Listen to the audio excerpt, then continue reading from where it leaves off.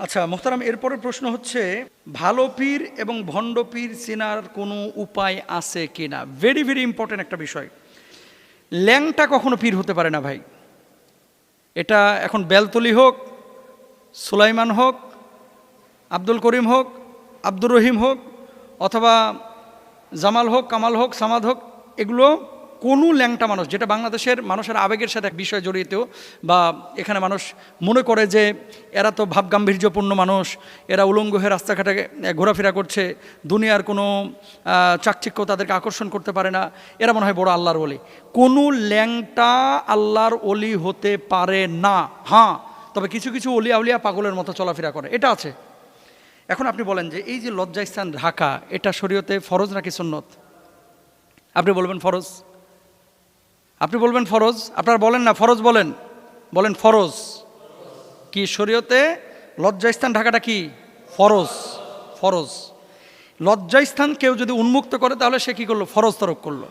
ব্যাপারটা হচ্ছে এখানেই যে ফরজ যদি কেউ তরক করে সে কীভাবে আল্লাহর ওলি হয়, যেটা আমাদের দেশে হয়। এ দেশে তো মনে করেন মানে প্রসাব পায়খানা করলেও এটাকে অনেকে পবিত্র জিনিস মনে করে যে আল্লাহর ওলি করছে। নাউজুবিল্লাহ, নাপাক নাপাকি। এখন এই গানগুলো এগুলো আসলে আপনারা শুনবেন না। এখানে মিউজিক থাকে, বিশ্রী কথাবার্তা থাকে। অনেক হুজুরও কিন্তু এই সমস্ত গানগুলো এই লেবাস নিয়ে আপনার প্রকাশ করে মানুষের সামনে, ওই যে ওরস টোরসে। এই ধরনের ঢোল তবলা মিউজিক ইসলাম অনুমোদন করে না। এগুলো থেকে আপনারা দূরে থাকার চেষ্টা করবেন ইনশাল্লাহ। এবার আসেন ভালো পীর চেনার উপায় কি। ভালো পীর চেনার উপায় হচ্ছে উনি সুন্নাহের উপরে থাকবে, উনি শরিয়া পরিপন্থী কোনো কাজ করবে না। আলা ইন্না আউলিয়া আল্লাহ লা খাউফুন আলাইহিম ওয়া লা হুম ইয়াহজানুন। এরা তো ওই আল্লাহর ওলি যাদের ভয় নাই, চিন্তার কোনো কারণ নাই। এরা কারা? এরা হচ্ছে যাদের চলনে বলনে কথায় উঠায় বসায় শরীয়তের প্রত্যেকটা বিষয় তারা পুঙ্খানুপুঙ্খানুভাবে আদায় করে। এখন আমাদের ভাইয়েরা বোনেরা যেটা করে,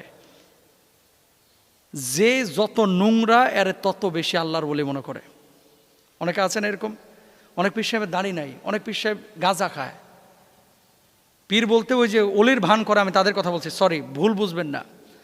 সমস্ত পীরেরা যারা হক্কানি রব্বানি পীর বাংলাদেশে আছে তারা আমাদের মাথার মুকুট, আমাদের কলিজার টুকরা। কিন্তু পীরালির ভান করে যারা ভণ্ডামি করে, এই সমস্ত জায়গায় গিয়ে যারা ঈমান হারা হয়, তাদের ব্যাপারে আমাদের কথা। শরীয়ত বিরোধী কাজ যারা করে তারা কখনোই বিশুদ্ধ পীর হতে পারে না। শরীয়ত পরিপন্থী যারা কাজ করে, অনেকে বলে যে নামাজ এটা তো রুহের বিষয়, আত্মার বিষয়। নামাজ এই যে বাস্তবে আমি যে মসজিদে গিয়ে পড়বো এটা জরুরি না। অনেকেই কথা বলে যে আমার অন্তরে তো নামাজ আছে, শারীরিকভাবে নামাজ পড়ার দরকার নাই, অন্তরে নামাজ আছে, এরকম আছে। এগুলো যারা বলে এই নামাজের বিপক্ষে যারা কথা বলে তারা পীর হতে পারে না। ওমা আতাকুম রাসূলু ফাখুযু ওমা নাহাকুম আনহু ফান্তাহু। নবীজি জানিয়ে এসেছেন এগুলো মানতে হবে, যা থেকে নিষেধ করেছেন এগুলো থেকে বিরত থাকার চেষ্টা করতে হবে। 2 নম্বর ভণ্ড পীর চেনার উপায় হচ্ছে নিজেকে শরীয়তের ঊর্ধ্বে মনে করা। আমি পৌঁছে গেছি, আমার জন্য কোনো নিয়ম নাই, এরকম কিছু কথা আমরা আগে শুনেছি। এরা কখনোই ভালো পীর হতে পারে না। গায়েব জানার দাবি করে যদি কোনো পীর, সেও ভণ্ড। কুল্লা ইয়ালামু মান ফিস সামাওয়াতি ওয়াল আরদিল গায়বা ইল্লাল্লাহ। ঠিক আছে, গায়েব একমাত্র জানেন কে? আল্লাহ সুবহানাহু ওয়া তাআলা। কোনো মানুষ গায়েবের খবর জানেন না। এরপর আসেন অবৈধ তাবিজ, অবৈধ ঝাড়ফুঁক, অবৈধ শিরকি কাজ যারা করে এরাও ভণ্ড পীর। নারী পুরুষ মিশ্রণ, অশ্লীলতা অনুমোদন করে, একসাথে নাচানাচি করতেছে, বাবাও নাচতেছে, মেয়েও নাচতেছে, পীর সাহেবও নাচতেছে, মুরিদ মহিলারাও নাচতেছে, কোনো পর্দা নাই। সম্পূর্ণরূপে এগুলো ভণ্ডামি, এগুলো বন্ধ করতে হবে। দুনিয়াবি লোভ, টাকা, ক্ষমতা এগুলোর দিকে বেশি ঝোঁক। এরা কখনো হক্কানি পীর হতে পারে না। অদ্ভুত কেরামতি দেখায়, যেমন আগুনে হাঁটা, হাতের কারসাজি করা, এগুলো বদজিনের আসন নিয়ে অনেকে করে থাকে। আপনারা মনে করেন বিশাল বড় আল্লাহর বলি, এগুলোকে বিশ্বাস করবেন না। কোরআন হাদিসের জ্ঞান না থাকা এবং বিকৃত ব্যাখ্যা দেওয়া, অন্ধ অনুসরণ করা। কেউ কেউ বলে যে কোরআন 90 পারা, 30 পারা আছে এই দুনিয়ায়, আর বাকি 60 পারা হচ্ছে ওই বাবার কলবের ভিতরে। নাউজুবিল্লাহ বলেন। তো এই জায়গাগুলো আসলে আমাদের খেয়াল করা উচিত। আল্লাহ তাআলা আমাদেরকে বোঝার তৌফিক দান।